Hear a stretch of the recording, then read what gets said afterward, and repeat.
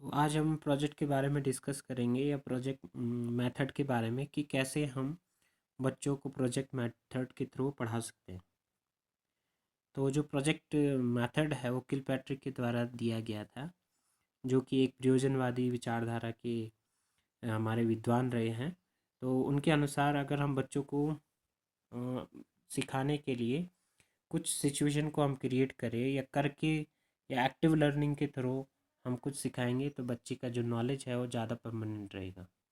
तो प्रोजेक्ट बहुत सउद्देश्य सहृदय उद्देश्यपूर्ण कार्य है जो सामाजिक वातावरण में पूर्ण संलग्नता से किया जा सकता है। कि किलपैट्रिक के अनुसार जो ये कोट करते हैं कि इसमें जो सोशल इन्वायरमेंट में हम बच्चा बिल्कुल अपने अटेंशन के साथ और अपने नॉलेज और स्किल का यूज़ करते हुए जो न्यू नॉलेज है उसे जानने और समझने का प्रयास करता है। दूसरा है स्टीवेंसन की जो डेफिनेशन है या उनका जो थॉट है वो कहता है कि प्रोजेक्ट एक समस्या मूलक कार्य है जो आपकी स्वाभाविक परिस्थितियों के अंतर्गत पूर्णता को प्राप्त करता है। कि यहाँ पर हम कोई समस्या क्रिएट करते हैं और उसका जो समाधान है वो हम टीचर और स्टूडेंट मिलकर रियल जो सिचुएशन क्रिएट करके जो न्यू नॉलेज है वो गेन करता है और उस समस्या का समाधान करता है। तो ये डेफिनेशन। उसके बाद जो टाइप्स ऑफ जो प्रोजेक्ट है इनको हम डिवाइड कर सकते हैं बेस्ड ऑन द वर्क, कार्य के आधार पर कि हम कौन सा कार्य बच्चों को दे रहे हैं। तो जो पहला है रचनात्मक प्रोजेक्ट, कंस्ट्रक्टिव प्रोजेक्ट। तो जो कंस्ट्रक्टिव प्रोजेक्ट है इसमें हम बच्चों को अलग अलग प्रकार के जो मॉडल हैं वो दे सकते हैं बनाने के लिए, चाहे वो ज्योग्राफी से है, फिज़िक्स से है, या फिर हमने कहा बॉटनी से, किसी और सब्जेक्ट से हो सकते हैं या एसएसटी से। तो ये हो सकता है। जैसे अगर भाषा की अगर हम बात करें तो यहाँ पर हम कुछ राइट अप करने के लिए, कुछ लिखने के लिए हम बच्चों को दे सकते हैं। वो आप उनके सिलेबस का भी हो सकता है। साथ ही साथ अगर कोई ड्रामा वगैरह भी हम अगर उनको लिखने के लिए कहेंगे तो वो भी इसके अंतर्गत आएगा। रचनात्मक प्रोजेक्ट, कंस्ट्रक्टिव प्रोजेक्ट। दूसरा है समस्यात्मक प्रोजेक्ट। अब यहाँ पर हम क्या करते हैं कि कुछ प्रॉब्लम क्रिएट करते हैं और उसका हम सॉल्यूशन बच्चों से के द्वारा निकलवाने की कोशिश करते हैं। जैसे कि अगर हम ज्योग्राफी अगर हम पढ़ा रहे हैं बच्चों को तो हम ये प्रोजेक्ट दे सकते हैं उनको कि जो रात दिन होते हैं वो क्यों होते हैं, एक प्रॉब्लम है, इनका सलूशन कैसे निकाला जाए। या फिर जैसे बर्फ़ क्यों गिरती है, या फिर वर्षा क्यों होती है, या फिर हमारे क्षेत्र में कौन सी प्रकार की जो वर्षा होती है। तो इस तरीके, या फिर जब आप ज्योमेट्री पढ़ाते हैं तो ज्योमेट्री में हम थ्योरम पढ़ाते हैं। तो थ्योरम जब हम करेंगे तो उसको भी थोड़ा जानना और समझना थोड़ा मुश्किल होता है। तो वहाँ पर भी हम प्रोजेक्ट बच्चों को दे सकते हैं। तो एक जो प्रॉब्लम है वो क्रिएट की जाती है और उसका सलूशन निकालने का प्रयास किया जाता है।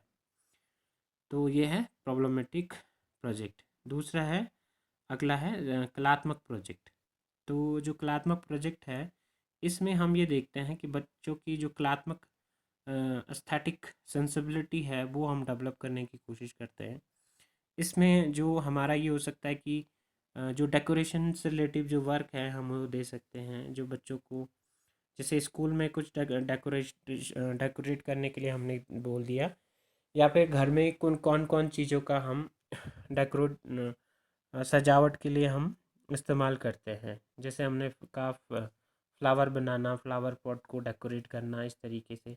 या फिर बड़े बच्चों को हम ये प्रोजेक्ट दे सकते हैं कि जो छोटी क्लास है उनके जो क्लास रूम है उसको हम कैसे डेकोरेट करें, और उनके हिसाब से हम पोएम को या फिर नंबर्स को या फिर अल्फ़ाबेट को कितने अच्छे ढंग से वहाँ पे हम चार्ट के थ्रू या अलग अलग कलर के पेपर के थ्रू हम समझा सकते हैं और प्रेजेंट कर सकते हैं या लगा सकते हैं वॉल पे। उसके बाद है अभ्यासात्मक प्रोजेक्ट। अब यहाँ पे क्या होगा, जो प्रैक्टिस वाली बात यहाँ पे ये आती है कि जैसे ज्योग्राफी में वो है कि मैपिंग का कंसेप्ट है। तो इसमें बहुत अगर प्रैक्टिस कराई जाए तो बच्चा परफेक्ट हो सकता है। ऐसे ही ज्योमेट्री का भी कंसेप्ट आता है यहाँ पर भी। जितनी प्रैक्टिस बच्चा उसको से रिलेटिव करेगा तो वो उतना ही उसमें परफेक्ट होगा।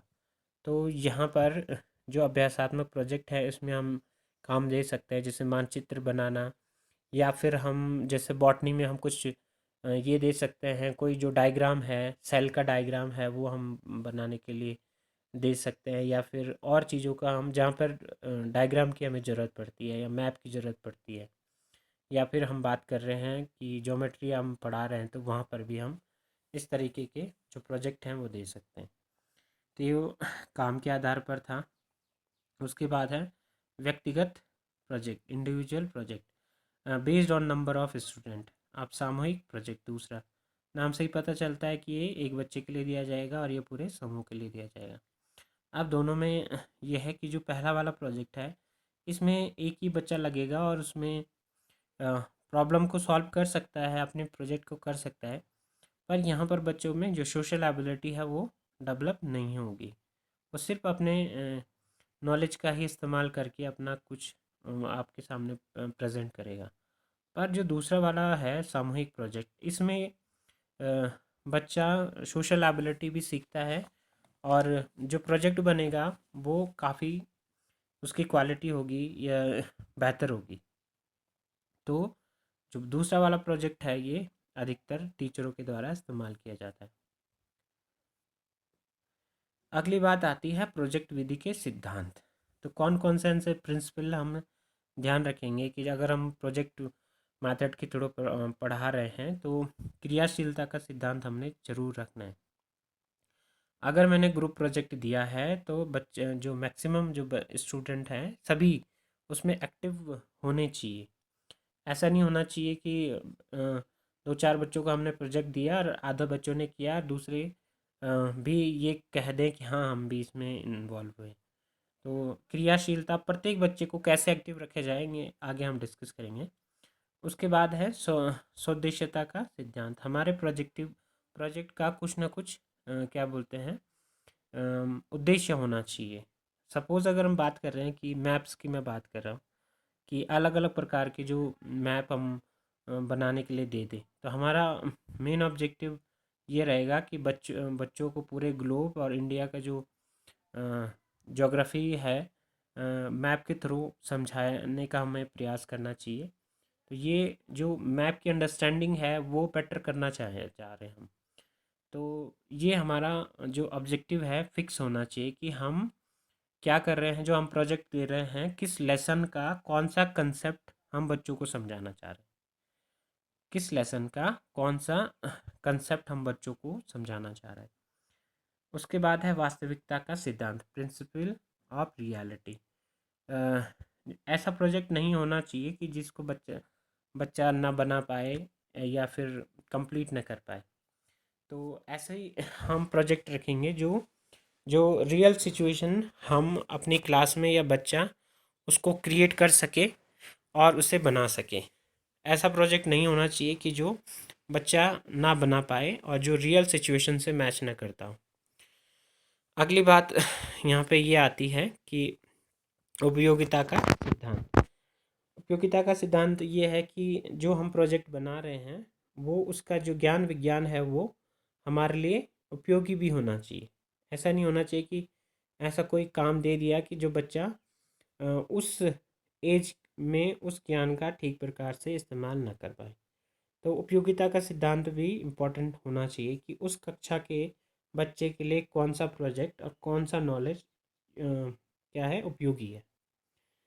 उसके बाद है स्वतंत्रता का सिद्धांत, फ्रीडम ऑफ एक्सप्रेशन का भी आप कह सकते हैं कि बच्चा अपनी जो प्लानिंग है वो फ्रीडम स्वतंत्रता से कर सके और चयन में भी या फिर उस काम को करने में उसे फ्रीडम मिलनी चाहिए या क्रिएटिव तरीके से प्रेजेंट करने की उसको फ्रीडम मिलनी चाहिए। उसके बाद है सामाजिक विकास का सिद्धांत, प्रिंसिपल ऑफ सोशल डेवलपमेंट। अब यहाँ पे क्या है, जैसे मैंने पीछे बताया कि एक अगर इंडिविजुअल वर्क देंगे तो उसमें सोशल डेवलपमेंट नहीं हो पाता है। तो हम ऐसा काम देंगे कि ऐसा ग्रुप बनाएंगे कि जिसमें कि अलग अलग पर्सनैलिटी वाले बच्चे हों और अलग अलग स्किल वाले बच्चे भी हों। ताकि उनमें जो सोशल एबिलिटी है, लर्निंग ऑफ ट्रांसफ़र हो सके। वो नॉलेज की भी होगी और हमारी जो सोशल एबिलिटी है उनकी भी होगी।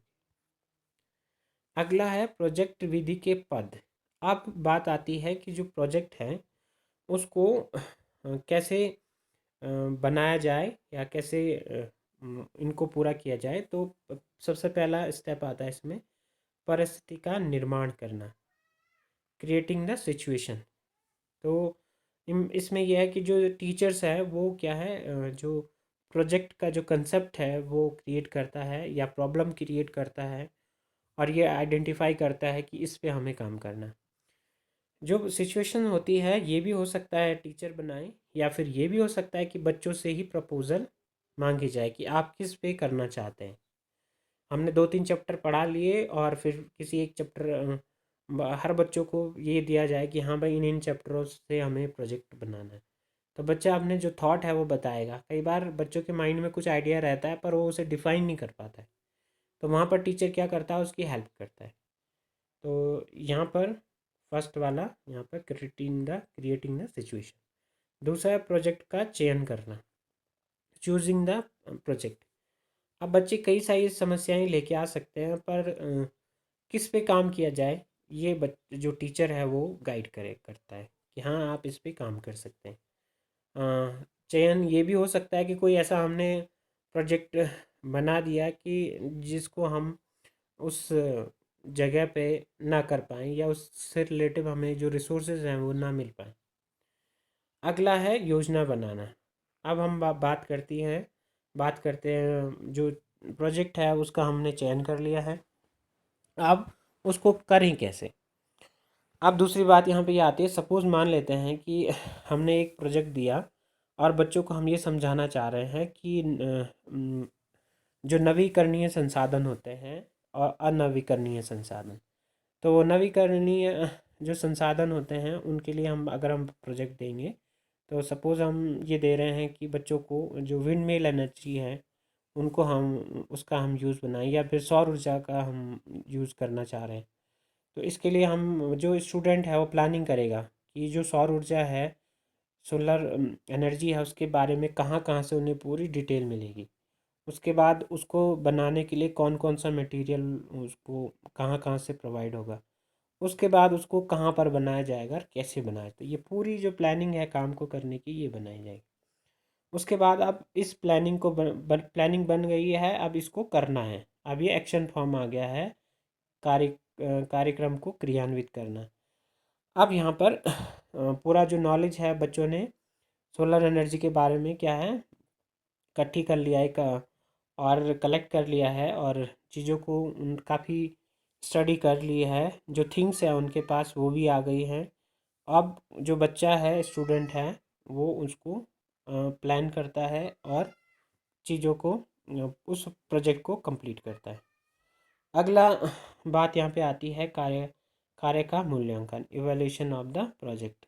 तो ये मूल्यांकन में यहाँ पे बात आती है कि जो उद्देश्य हमने ऑब्जेक्टिव हमने बनाया था, जो स्टूडेंट है वो भी इसका असेसमेंट करते हैं कि जो काम हमको दिया गया था, टास्क हमको दिया था, वाकई में हम उसे कर पाए हैं या नहीं कर पाए हैं।